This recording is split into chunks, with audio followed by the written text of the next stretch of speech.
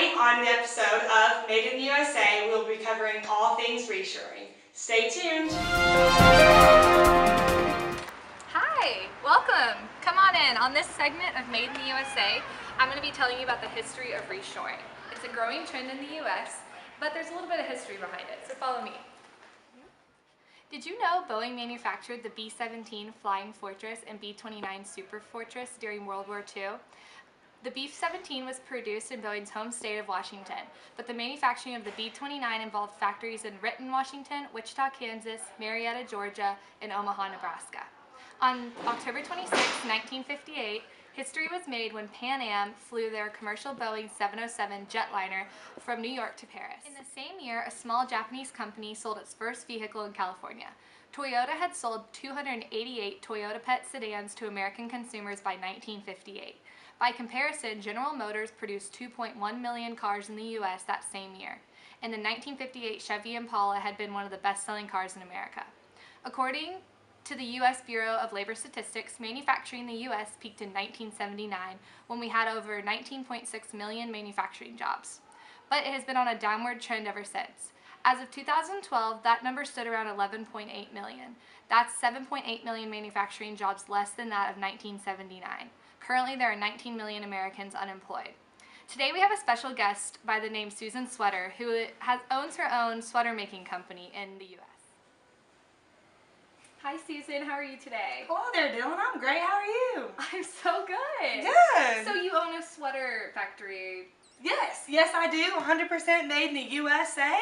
Available for all different price ranges. I love that. So you were around when all the industrial job or manufacturing jobs were going to Japan. How was that for you?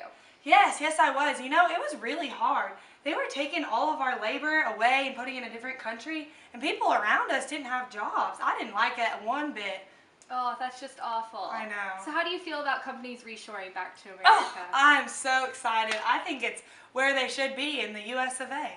Awesome. Back here, yeah. Well, it's great talking to you, Susan. Thank you for having me, Dylan. Nice to be here. It's also no coincidence that today the labor force participation rate is also the lowest it's been since 1979. The year 1979 is also when the U.S. broke off formal diplomatic relations with Taiwan and established full diplomatic relations with China. Since 1979, the collapse of the manufacturing sector due to globalization not only increased unemployment dramatically, but also created urban decay and ghettos. In some cases, whole towns were left to ruin. The year 1979 could have been the peak of the year for the American middle class before its long slide into decline. Since 1979, the massive U.S. trade deficit has been a major cause of the decline of U.S. manufacturing over the past several decades, the cause of the current high employment rate, and the debilitating budget deficit. Domestic suppliers have watched with utter dismay as large manufacturers have outsourced work and good-paying jobs to foreign countries.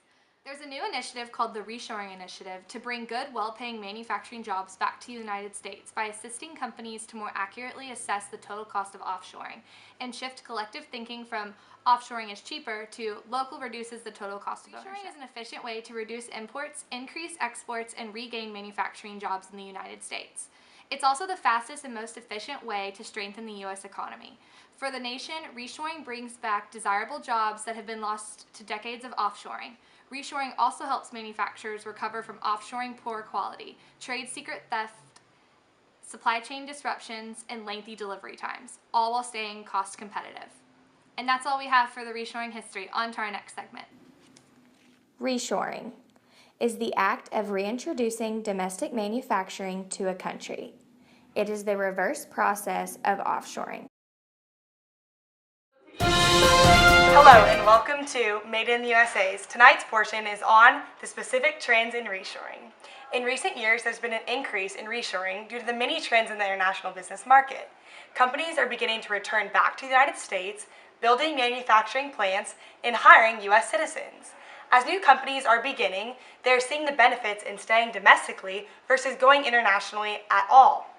One of the biggest trends seen in recent years is the increase in labor costs, specifically in China. In 2006, the average hourly wage rate for a Chinese manufacturing worker was 90 cents, compared to 2016, where the average hourly wage rate is $1.87. This significant increase has started to shift the trend in companies offshoring because the cost of labor is not cheap enough to balance the increase in shipping costs that occur when sourcing internationally. That brings up the second most important trend in reshoring, an increase in overall costs, specifically transportation. When a company manufactures its product abroad, there's a hefty cost that comes with getting the product back to the United States. Shipping internationally is extremely expensive and also has a lot of non-cost related disadvantages. A few of these disadvantages include possible strikes at major international ports, political instability abroad, and the currency exchange rate while doing business. It makes things very difficult when you're dealing with two different types of currencies. If you do 100% of your business in the US, the only currency that you have to deal with is dollars, which makes the process a lot easier and more efficient. In addition to an increase in overall cost, another reason why companies are starting to reshore is the communication aspect. Also, when a company is international, it requires a full day of travel and expensive airline tickets for their top management to get to the manufacturing facility.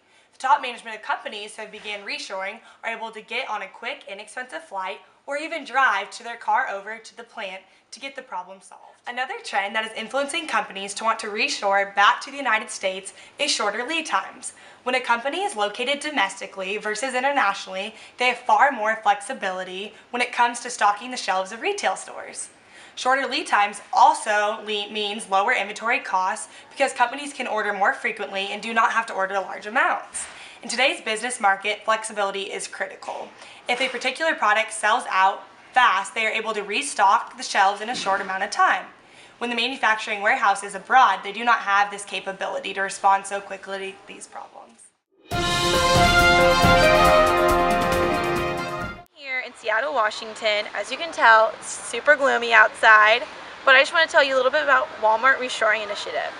In August 2013, they pledged $250 billion over 10 years to support domestically produced goods.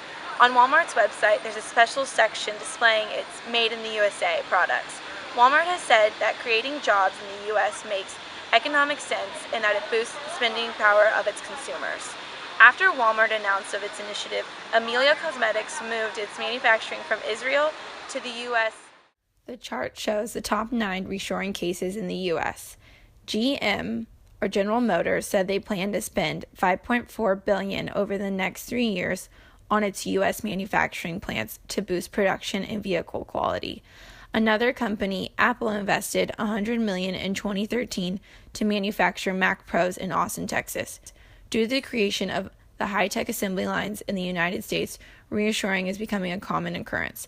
17% of manufacturers are actively reshoring or moving operations back to the U.S., up from 13% in the 2013, according to Boston Consulting Group. What's more, the U.S. has surpassed China as the most likely destination for new factory capacity for goods sold in the U.S. Hello, ma'am. I have to stop you for a second. Okay. This is a segment on Made in the USA, and we are asking random citizens that live in America questions about reshoring. So my first question for you is, what is reshoring? She doesn't know. That's okay. Answer taken. How much money would you pay for a shirt made in the USA versus in China? It depends on the shirt. Depends on the shirt. Okay, how about this nice University of Arkansas SAE shirt? I mean, probably about $20. $20 for folks. You heard it here first. $20. Is it alright if we end tonight's show with a little bit of thank you notes about reshoring? Is that okay? Hit the music. Thank you, China, for giving us products that break after one use. Thank you, Sebastian, for letting us waste 8 minutes of your life you will never get back. Thank you, Reshoring, for making America great again.